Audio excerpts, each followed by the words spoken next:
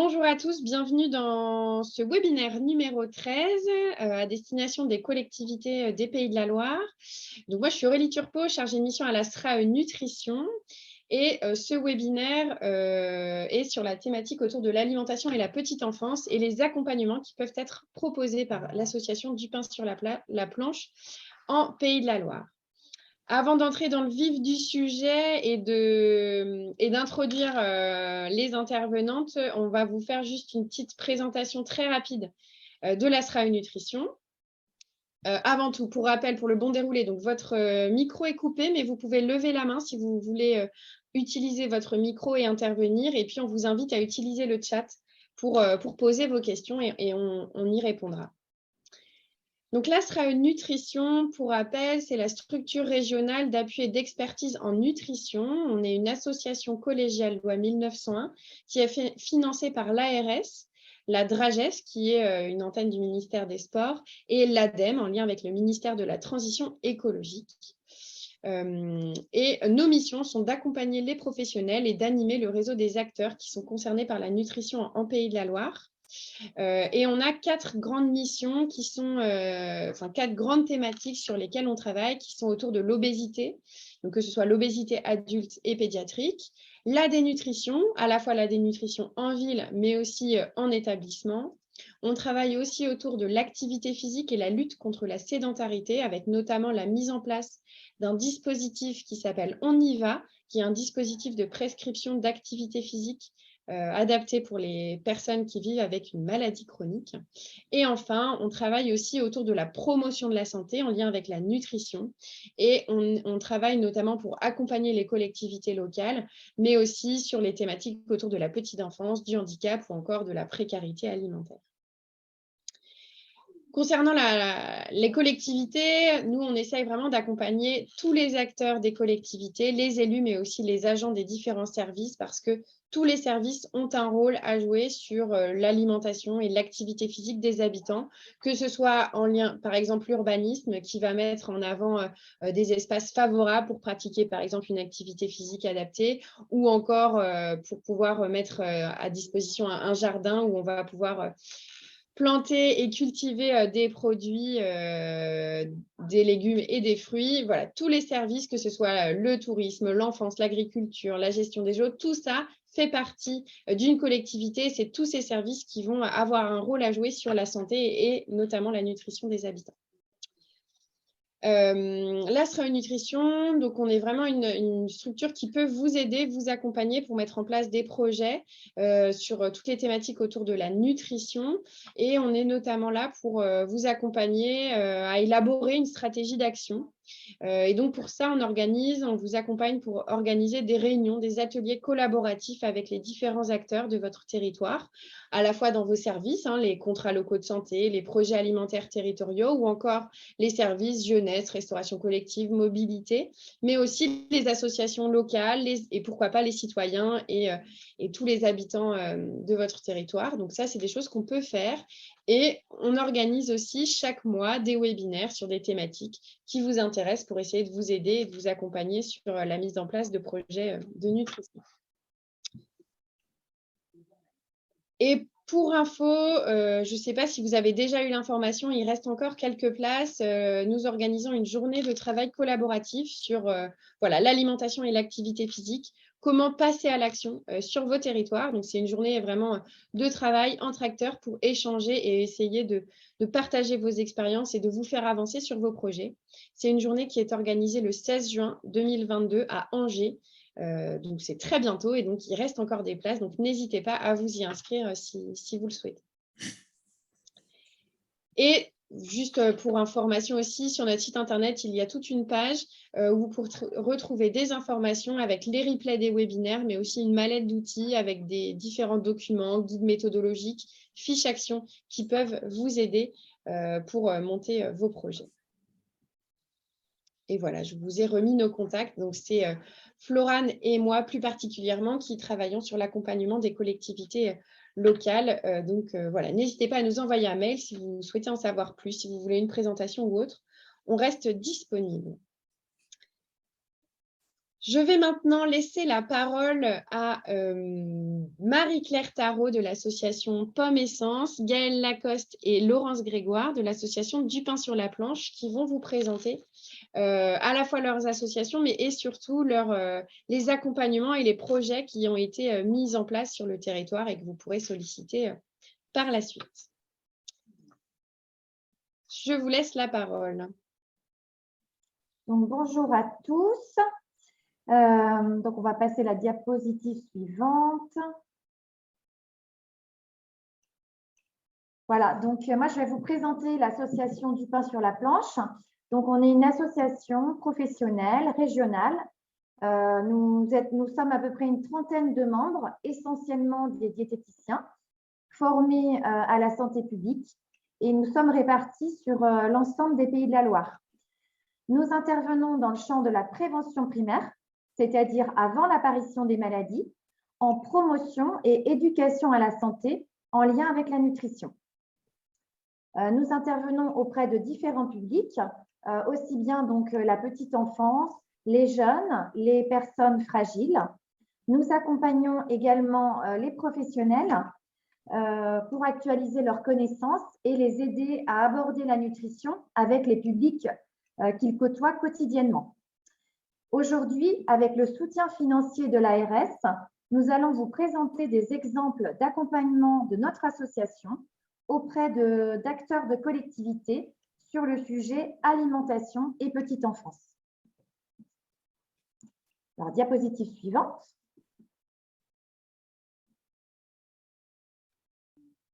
Laurence, je te laisse la parole. Ton micro est coupé, Laurence. Voilà. Donc, l'association Du Pain sur la Planche, effectivement, intervient dans le champ de la promotion de la santé. Pour se rappeler, hein, la promotion de la santé, c'est bien un processus pour permettre aux populations d'agir elles-mêmes sur leur santé.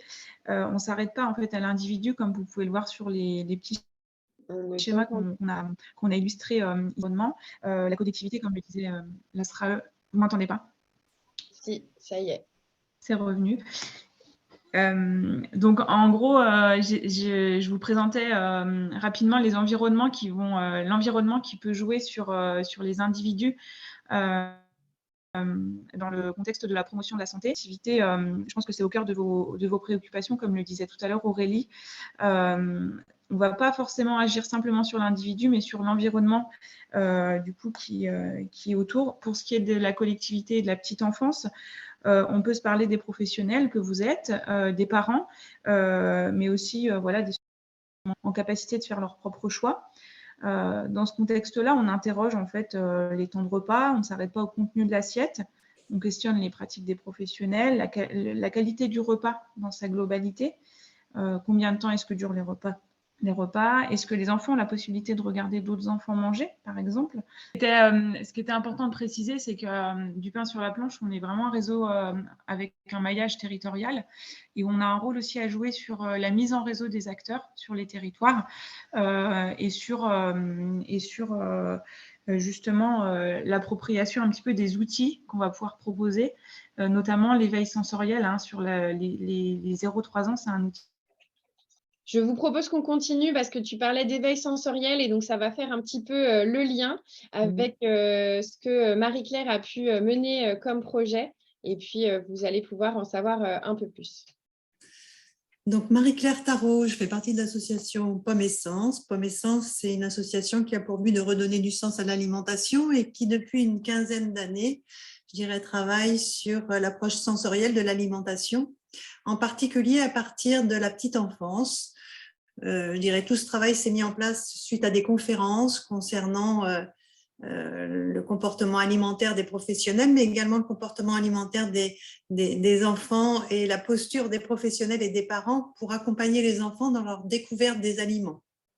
Donc, nous avons travaillé avec la SRAE. Le temps passe vite et ça fait maintenant à peu près 5 ans qu'une enquête a été menée, voilà, en 2017, avec Pomme Essence et la SRAE pour définir un petit peu quels étaient les besoins de ce public d'assistantes maternelles, ce public de crèche, ce public de relais petite enfance. Et suite à ce travail mené, nous avons mis en place, je dirais, deux outils qui ont été élaborés. un premier outil qui a été donc de mettre en place et de créer un livret, tous à table, et un deuxième outil qui était une vidéo. Pour expliquer un petit peu cette vidéo avant que vous puissiez la regarder, puisqu'on va vous la présenter, elle dure à peu près 4 à 5 minutes. Je voudrais quand même préciser que tout le travail qui a été fait à travers de ce livret et à partir aussi de cette vidéo a été, je dirais, depuis 2019, une sorte d'expérimentation sur le territoire de la Loire-Atlantique, avec à la fois des conférences qui ont été établies pour les professionnels et les parents, et puis à la fois des ateliers vraiment liés à la découverte sensorielle des aliments. Les diététiciennes du pain sur la planche ont été formées pour animer aussi ces ateliers. Et je dirais ce que l'on peut voir également, c'est que à travers donc de cette vidéo, l'objectif c'est de montrer qu'il y a des outils qui existent, qu'on peut travailler à la fois sur les repères alimentaires, mais qu'il y a nécessité de travailler sur l'approche sensorielle parce que ça peut être un levier extraordinaire pour permettre aux enfants d'aller à la rencontre des aliments et de pouvoir, je dirais, passer les différentes étapes parfois un peu délicates de rencontre avec l'aliment. On parle de la néophobie, on parle des difficultés parfois à trouver la bonne posture, on parle de l'information à donner aux parents et puis des expériences à faire, voilà, au sein des structures et au sein des familles. Donc, peut-être que le plus simple maintenant, c'est de regarder la vidéo. Aurélie, si c'est possible.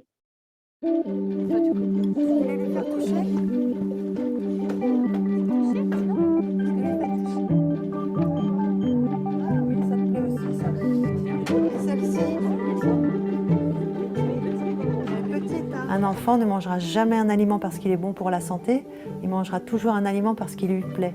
Et ça veut donc dire que nous, en tant qu'adultes, quels que soient les adultes, tous les adultes sont responsables de l'apprentissage alimentaire des plus petits. Prendre le temps de regarder, prendre le temps de toucher, de sentir, prendre le temps parfois même d'écouter, parce que parfois on arrive à écouter les aliments, prendre le temps de goûter si c'est possible. Mais il n'y a pas d'objectif final qui est « il faut goûter ». C'est plutôt une sollicitation sensorielle avec l'objectif d'être dans la découverte et la rencontre avec les aliments. Comment on va s'organiser? Moi, j'ai apporté des aliments qui sont là, qui sont cachés pour l'instant, on ne voit pas grand-chose. L'objectif, c'est peut-être de les laisser, c'est-à-dire de pas les forcer à rester autour de la table, et puis de les laisser circuler. On va voir si justement, quand il y a des aliments à découvrir, eh bien, il peut y avoir une certaine curiosité. Ce qui va nous intéresser, nous, c'est de découvrir les aliments avec les 5 sens. Les ateliers éducation à l'alimentation avec cette approche sensorielle sont vraiment destinés à un public d'assistantes maternelles, de parents et de personnes qui encadrent des jeunes enfants. Pour l'enfant, je dirais mettre un aliment dans sa bouche, ça nécessite un effort. Il faut une relation de confiance. Et donc cette relation de confiance, elle ne peut venir que par quelqu'un en qui on a déjà confiance, quelqu'un de connu. Et donc, lorsque je dis à un adulte, eh bien écoutez, on va sentir l'aliment, vous pouvez même le toucher, le prendre dans vos mains. C'est déjà, par rapport à un aliment, oser prendre un aliment dans sa main, c'est qu'il y a déjà du lien, c'est qu'on est déjà un peu familier avec l'aliment. Vous entendez le bruit ?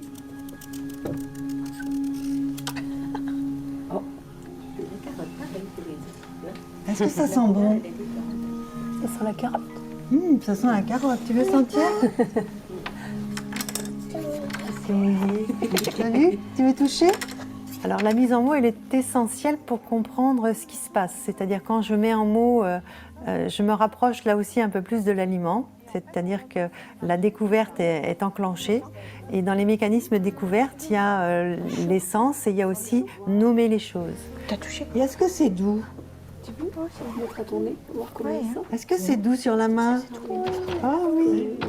C'est-à-dire j'ai le droit de dire que cette courgette verte me plaît pas parce que j'aime pas le vert, mais une fois que c'est dit et c'est posé, eh bien c'est presque un peu comme si je le déposais et je me libère un petit peu de cette angoisse. Merci. Oui, elle est abîmée? Ah oui, mince alors. Elle est blessée. La néophobie alimentaire, c'est un phénomène normal, c'est-à-dire que l'enfant jusqu'à peu près 18 mois, 2 ans, pour lui, il y a un peu une confusion, c'est-à-dire quand vous ouvrez la bouche, et souvent quand on apprend à manger un petit, on tend la cuillère en ouvrant nous-mêmes la bouche, c'est-à-dire on fait... Et l'enfant, par mimétisme, donc encore, je dirais, va ouvrir la bouche et l'apprentissage alimentaire va se faire sur ce mode-là. Et puis à 18 mois à peu près, eh bien l'enfant constate que entre votre bouche et la sienne, c'est pas la même chose. Et donc il développe son individualité et là il prend conscience que ce qu'il aime, c'est souvent plus le sucré, les aliments qui n'ont pas trop de saveur, donc pas trop de goût, et puis surtout ce qui est liquide. Et donc le véritable apprentissage alimentaire, on pourrait dire qu'il commence à ce stade-là. Ça rappelle la fraîcheur. Tu as envie de goûter le citron ?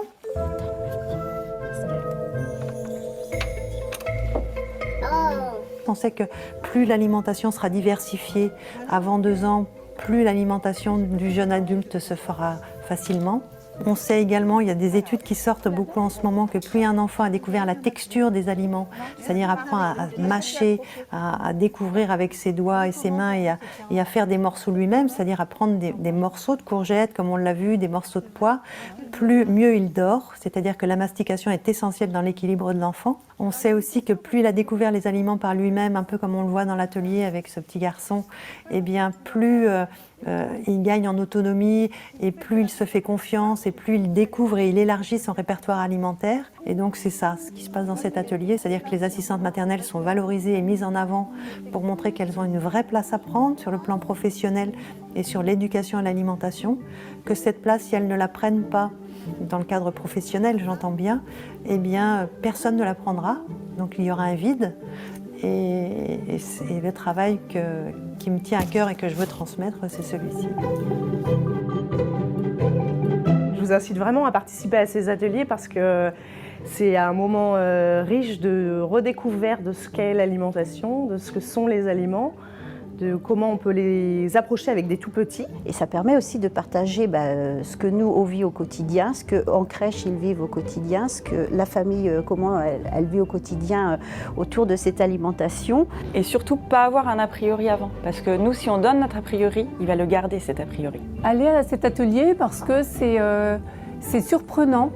Et là, ça a été vraiment flagrant, en fait, qu'il y a eu ce changement en peu de temps, qu'on le laisse aller, qu'il fasse tout seul, en fait. Se laisser surprendre par ce que peut faire l'enfant. C'est merveilleux, parce qu'au moins, là, on dit que votre atelier a servi à quelque chose.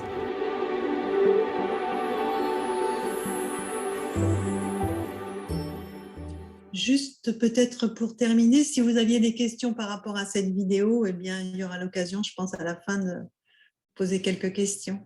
Voilà. Oui, merci Marie-Claire. N'hésitez pas à même les poser sur le chat, on pourra y répondre. Quelle est votre profession, Marie-Claire? Ah, très bonne remarque. Moi, je suis à la base ingénieure agro spécialisée en analyse sensorielle et nutritionniste. Et je suis également sophrologue. Voilà. Merci. Donc, je vais laisser la parole maintenant à Gaëlle qui va présenter. Donc, ça, c'est voilà, le projet PAM avec le livret, la vidéo et les ateliers qui peuvent être proposés. Et puis, Gaëlle va nous présenter aussi ce qui a pu être fait dans d'autres territoires de la région. Voilà, je te laisse la parole, Gaëlle.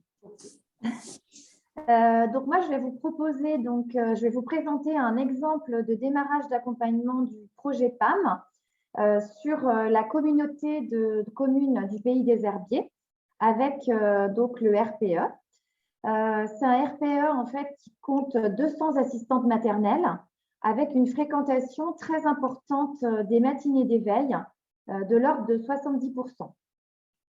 Donc, il y a eu une première réunion de présentation du projet PAM qui a eu lieu le 29 mars en présence d'une élue, de 2 professionnels de la ville des Herbiers en charge de la famille, de la responsable du RPE et puis également de la responsable du PLUS. Le PLUS, c'est le plan local unique santé et social. Donc, le projet PAM a suscité un vif intérêt notamment parce qu'il est aussi en accord avec les objectifs du plus sur le volet parentalité et petite enfance. Donc, DPSP a proposé de déployer le projet PAM sous forme de modules de formation auprès des assistantes maternelles avec 2 matinées d'échange sur le livret, sur les nouvelles recommandations nutritionnelles du jeune enfant et également une sensibilisation à l'éveil sensoriel. Cette proposition, en fait, elle a soulevé des contraintes, notamment sur la difficulté à constituer des groupes d'assistantes maternelles pour ces modules de formation. Donc aujourd'hui, il y a une nouvelle proposition qui est en cours de validation, qui serait plutôt d'utiliser les temps de matinée d'éveil pour organiser, j'allais dire, ces temps de matinée d'éveil en 2 parties. Une partie, en fait, qui serait plus d'échange avec les assistantes maternelles sur le livret, sur la vidéo, telle qu'on l'a vu tout de suite. Et puis, une deuxième partie qui serait un peu plus pratique, où on pourrait faire justement de l'éveil sensoriel avec les enfants qui seraient présents pendant ces matinées d'éveil. Voilà pour ce premier exemple de démarrage d'accompagnement. Et puis, donc, je voulais aussi vous présenter ce qu'on pouvait faire aussi en suite d'accompagnement. On peut sensibiliser aussi directement les parents à l'alimentation du jeune enfant. Donc ça a été réalisé par exemple pendant la semaine des tout-petits sur la communauté de communes du Pays des Herbiers du 21 au 25 mars. Et là, l'objectif, c'était d'utiliser l'atelier d'éveil sensoriel comme support de discussion sur l'alimentation du jeune enfant. Alors, cet binôme parents-enfants était présent avec des enfants qui avaient l'âge entre 6 mois et 3 ans. Ces binômes ont pu déguster à l'aide des 5 sens 2 légumes, donc de la carotte et du chou-fleur, et un fruit, donc de la pomme, sous 3 textures différentes, donc du cru, du cuit et du mixé. Cet atelier, en fait, a eu différents résultats, notamment des parents qui avaient des attentes fortes, en fait, au cours de cet atelier, avec des questions, parce qu'ils sont, en fait, en difficulté avec l'alimentation de leur enfant, pour des problématiques diverses, aussi bien de l'allergie que des enfants qui sont des petits mangeurs avec des surveillances de la courbe de croissance. Également, cet atelier a permis de passer certains messages, notamment sur le fait qu'il faut en fait familiariser les enfants aux aliments en les faisant goûter plusieurs fois le même aliment pour leur permettre d'apprécier, j'allais dire petit à petit, les aliments. Également, donc, ça a été le moment de relayer le fait d'ajouter systématiquement des matières grasses dès 4 mois dans les purées maison ou du commerce pour avoir suffisamment de matières grasses dans l'alimentation des jeunes enfants. Cela a permis aussi d'échanger entre les parents des astuces, par exemple sur des enfants qui ont du mal à consommer suffisamment de lait. Il est possible d'ajouter quelques cuillères à café de purée de légumes, par exemple de la carotte, pour parfumer le lait, ou bien ajouter des céréales infantiles pour modifier le goût et la texture du lait.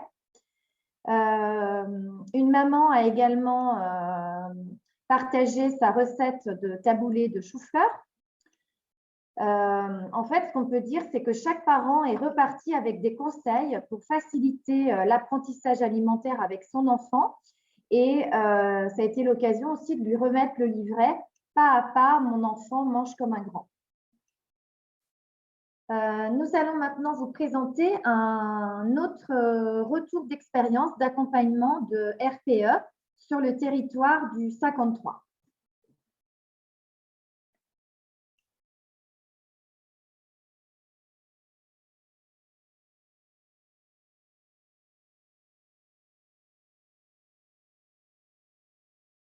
Bonjour, je suis Jeanne Goujon, donc animatrice du relais petite enfance de Nuillé-Montigné à Huillé. Et donc Lucie Barrier, responsable du relais petite enfance de l'Huisserie.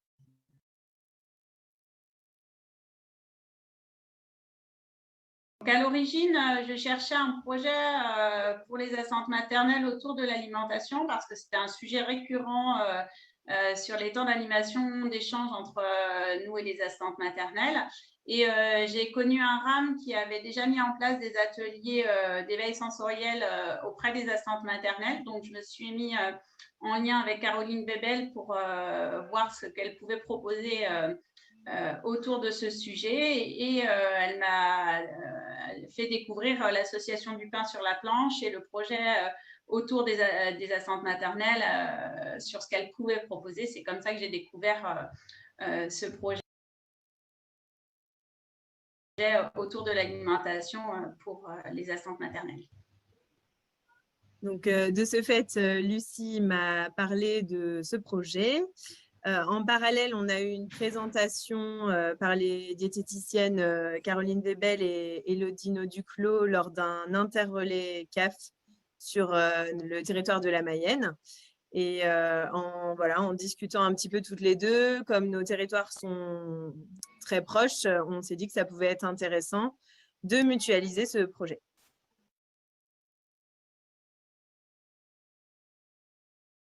On a eu envie d'adhérer à ce projet parce que, comme disait Lucie, on a pas mal de problématiques autour de l'alimentation sur nos territoires. Les assistantes maternelles, on sent qu'elles avaient besoin d'une mise à jour au niveau des connaissances.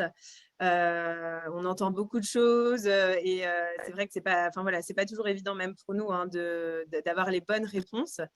Et notamment, il y avait des problématiques dans les échanges qu'elles pouvaient avoir avec les familles autour de l'alimentation, quand les parents fournissaient les repas, par exemple, et qu'elles ne trouvaient pas ça forcément adapté. Elles n'avaient pas les outils nécessaires et ne se sentaient pas légitimes, en fait, de leur expliquer que ce n'était pas forcément ce qui était bon pour l'enfant.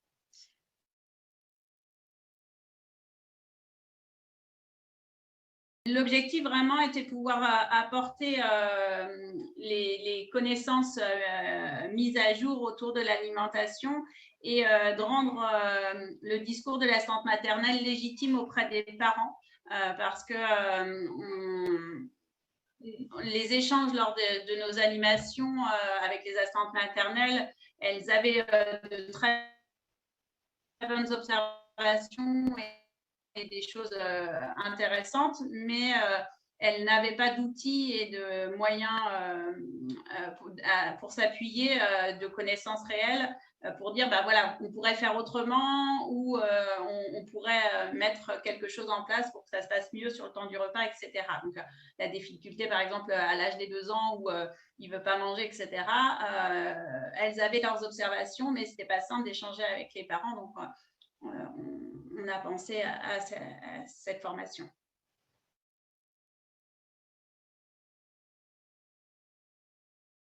Vu que on est animatrice de relais petite enfance, là vraiment c'était destiné aux assistantes maternelles. Et on a eu une participation tout à fait correcte sur nos 2 territoires.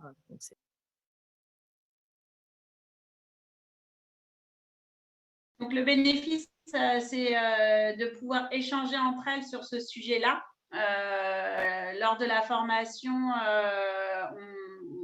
il y a eu beaucoup d'échanges de pratiques de ce qu'elles pouvaient faire, s'apercevoir que la difficulté, elle était, difficulté ou pas, elle était chez chacune des assistantes maternelles avec des problématiques identiques ou pas. Et entre elles, elles ont déjà échangé beaucoup et trouvé des solutions entre elles.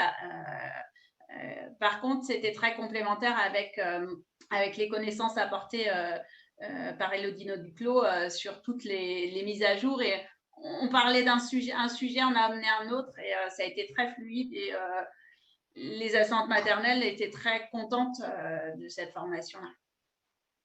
Oui, complètement. Et on a pu voir en fait dès la deuxième matinée qu'elles avaient déjà mis en application beaucoup de choses. Donc voilà. Et c'est vrai que pour les enfants, c'est que du plus parce qu'on sentait que voilà, elles arrivaient un peu à détraumatiser les situations et qu'elles avaient déjà pu communiquer avec certaines familles.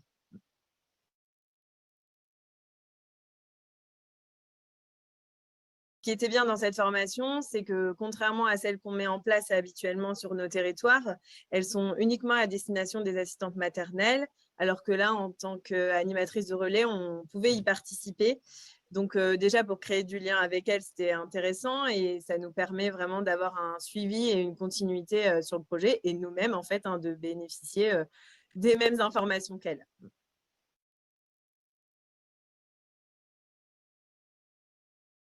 La suite de ce projet, on a bien senti que les assistantes maternelles avaient adhéré et on ne voulait pas les laisser sans rien.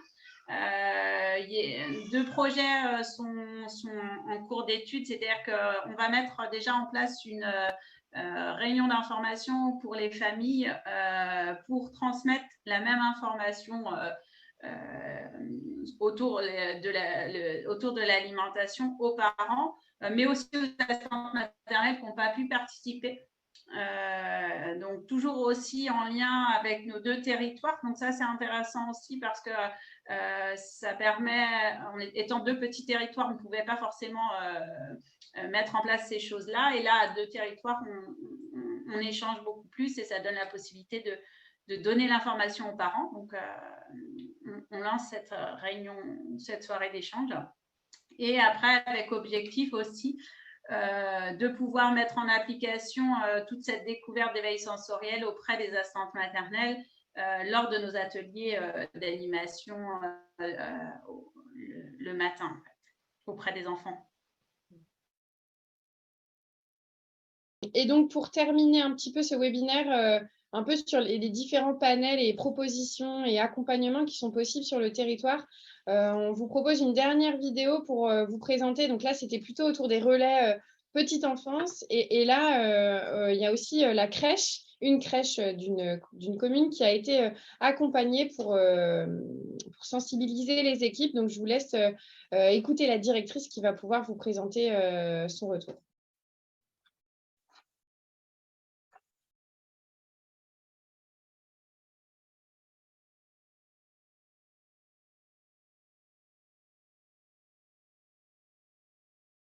Moi, c'est Nathalie Coubard, donc je suis directrice d'une microcrèche à la mairie de Saint-Mol. C'est une microcrèche communale et nous accueillons 9 enfants maintenant. Nous avons 9 places et j'ai une équipe de 5 professionnels.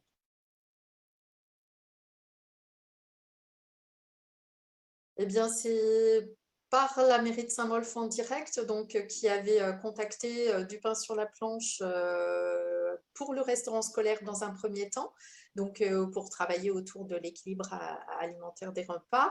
Et puis donc ce projet nous a également été proposé ensuite au service de la microcrèche.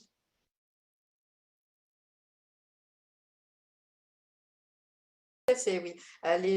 Nos besoins ont bien été entendus et écoutés. Donc, nous avions des besoins sur l'actualisation de nos connaissances de professionnels, puisque les recommandations alimentaires changent. Donc, nous avions besoin de réactualiser. Et puis, nous avions également besoin de répondre à certaines interrogations par rapport à l'alimentation des enfants, sachant que eh bien, les repas sont fournis à la microcrèche par les parents. Donc, bien pour nous, c'est vraiment une opportunité, une véritable opportunité pour parler alimentation avec les parents et puis voilà, pour lever certaines observations et puis relever certaines observations et puis pour pouvoir accompagner les parents par la suite. Et dans nos besoins, nous avions également besoin de lever certaines idées reçues. L'alimentation, ça questionne d'un point de vue personnel. Donc, ce n'est pas parce qu'on est professionnel de la petite enfance qu'on n'a pas des idées reçues qui arrivent de notre vécu. Et donc, voilà, l'équipe avait besoin aussi d'être rassurée et puis aiguillée sur certaines choses. Donc, nous avons pu travailler tout ça pendant ce temps de formation. Et puis, nous avions besoin d'accompagner les parents dans cette démarche de recherche de l'équilibre alimentaire ou de répondre lorsque les enfants étaient en difficulté. Parfois, des enfants qui mangent peu, des enfants qui mangent vite. Est-ce que ce qu'ils mettent dans l'assiette, est-ce que c'est suffisant? Est-ce que c'est adapté? Voilà, on avait beaucoup de questionnements de parents. Et puis, l'équipe parfois se sentait pas toujours complètement légitime d'y répondre ou comment y répond-on, voilà, sans se poser en situation de sachant et puis les parents qui ne savent rien. Voilà, bien laisser la place aux parents et vraiment les accompagner. Donc, c'est ce qu'on recherchait aussi à travailler avec l'association du pain sur la planche.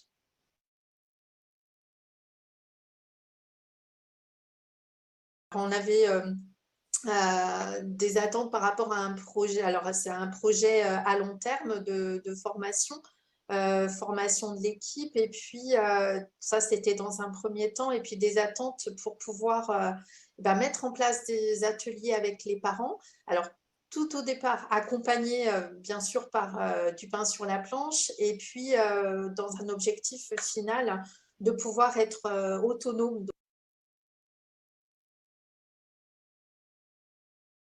Eh bien, toute l'équipe.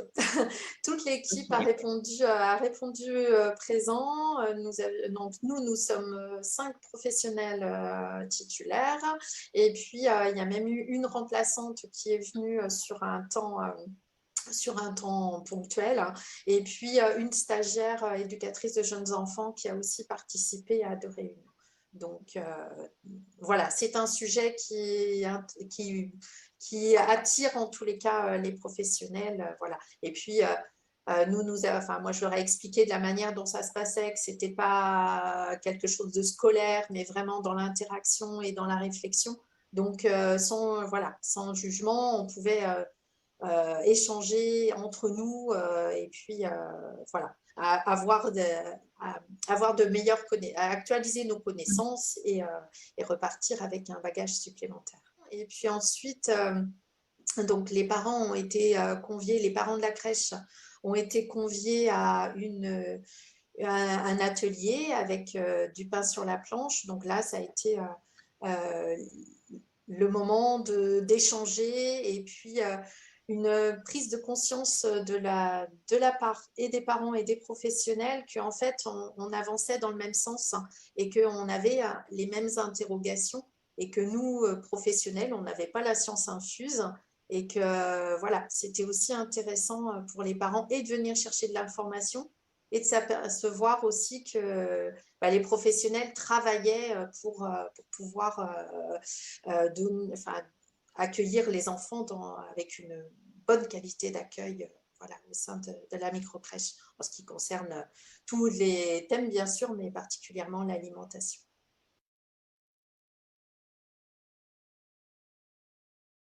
Alors, on voit déjà les premiers bénéfices parce que nous avons déjà commencé à échanger avec les parents. On a pu faire passer des informations grâce au petit livret pas à pas qui nous a été recommandé et donc avec lequel nous travaillons auprès des parents. Donc, ça permet vraiment que les parents aient des informations et pour nous, c'est une bonne base aussi pour pouvoir leur donner ces informations. On a vu les assiettes des enfants évoluer.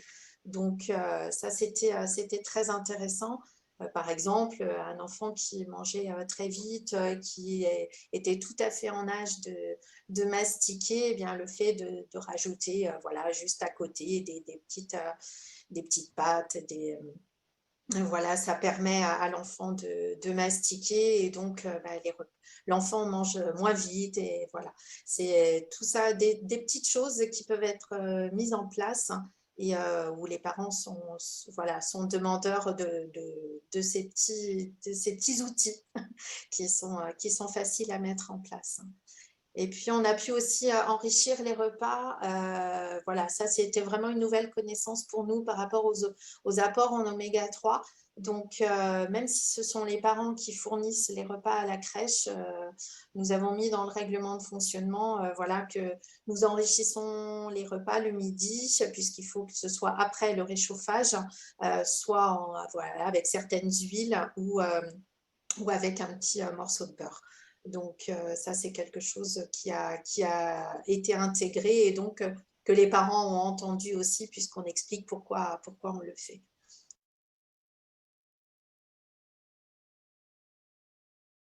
Oui, complètement. Oui, les professionnels voilà, ont des connaissances maintenant réactualisées, donc elles se sentent voilà, plus à l'aise avec le thème de l'alimentation. Et puis, ce petit livret là qui nous sert vraiment, au quotidien. Et puis, l'autre livret que vous montrez, à table tout le monde, qui nous a servi de base aussi pour la communication avec les parents, parce que c'est vrai que ressort souvent les repas, c'est l'équilibre alimentaire, mais pas que. C'est aussi qu'est-ce qui passe pendant ce repas. C'est un moment où on crée du lien, c'est un moment où est-ce qu'on mange avec la télé, est-ce qu'on mange pas avec la télé, est-ce qu'on mange avec les enfants, enfin voilà, il y a beaucoup de questions sociales qui se posent aussi autour de ces moments, et ça c'est important aussi de pouvoir en échanger avec les parents.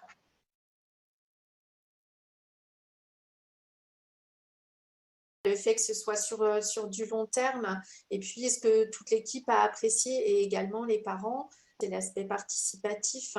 Nous avons voilà, de manière même ludique pu voilà, acquérir des connaissances sur l'alimentation. Donc pour moi, en tous les cas, là, c'est très formateur pour à un moment reconduire les ateliers avec les parents.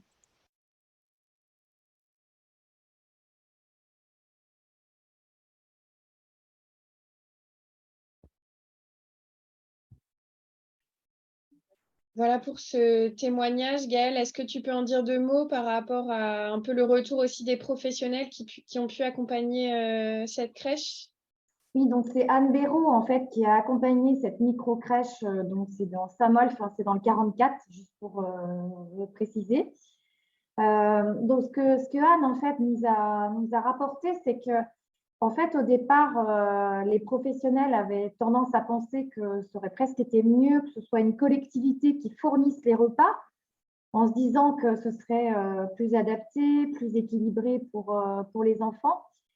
Et finalement, au fur et à mesure en fait, de l'accompagnement de DPSP, elles se sont rendues compte que le fait que les parents fournissent les repas, eh bien, c'était vraiment un moyen pour échanger sur l'alimentation de l'enfant chaque jour. Donc, c'était justement un levier en fait. Ce qui au départ paraissait être un frein devenait un levier. Voilà ce que je peux vous dire par rapport à ce que Anne nous avait rapporté.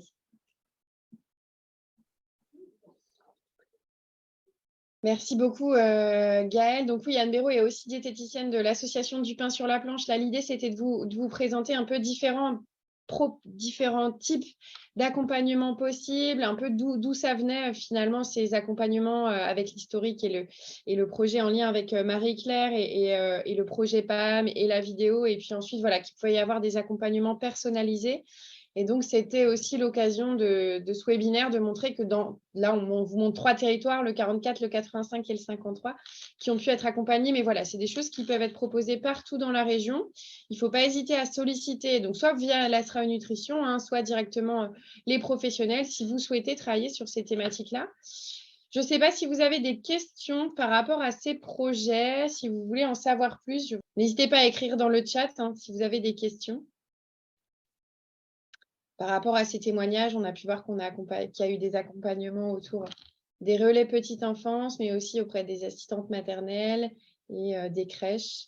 Et voilà, l'idée, c'est vraiment toujours de s'adapter à la demande et en fonction des besoins à la fois des enfants, des parents, mais aussi des professionnels. Alors, où est-ce que vous pouvez trouver les livrets présentés? Donc, le livret à table tout le monde, hein, qui est un livret vraiment pour outiller les professionnels, pour qu'ils puissent échanger plus facilement avec les parents. Il y a pas mal de questions et d'informations qui sont mises à la fois sur l'alimentation, mais aussi sur l'environnement du repas. Hein, c'est surtout ça. Ce livret-là, et ainsi que la vidéo là, la première vidéo qu'on vous a présentée sur l'éveil sensoriel, est présente sur le site internet de la SRAE Nutrition. On vous enverra les liens, ainsi que le replay du webinaire, si vous voulez le revisionner. Et le livret, on vous met le lien en direct dans le chat, et le livret sur les nouveaux repères de diversification alimentaire de Santé publique France. Vous pouvez directement le trouver sur le site mangerbouger.fr, on vous le mettra également. Il est téléchargeable et vous pouvez même en commander 50 exemplaires gratuitement pour les recevoir dans vos structures. Est-ce que Gaëlle, Marie-Claire, vous voulez intervenir, compléter ce que je viens de dire? C'est le moment. Marie-Claire, ton micro. Non, je peux juste témoigner qu'il y a quand même toujours beaucoup de relais assistantes maternelles ou de relais petite enfance, puis c'est comme ça qu'on les appelle maintenant, qui sont à la recherche d'informations, soit sous forme de conférences et puis après sous forme d'ateliers. Il y a aussi beaucoup de parents qui sollicitent pour avoir des réponses à des questions vraiment parfois très particulières. Et je crois que moi, personnellement, je suis persuadée qu'il y a une réelle demande très forte qui s'est accentuée avec le confinement. Et donc, je trouve qu'il y a un enjeu, je dis ça vu de la vingtaine d'années que je travaille sur cette thématique, mais qu'il y a un enjeu extrêmement important et pour moi, qu'il faut absolument que les professionnels le prennent en compte. On avait aussi en Loire-Atlantique formé les animatrices de relais assistantes maternelles avec l'ARS et avec la CAF. Et je pense que tout le monde veut monter au créneau. Donc, c'est aussi des projets qui peuvent se concrétiser de cette façon-là également. Voilà. Merci Marie-Claire.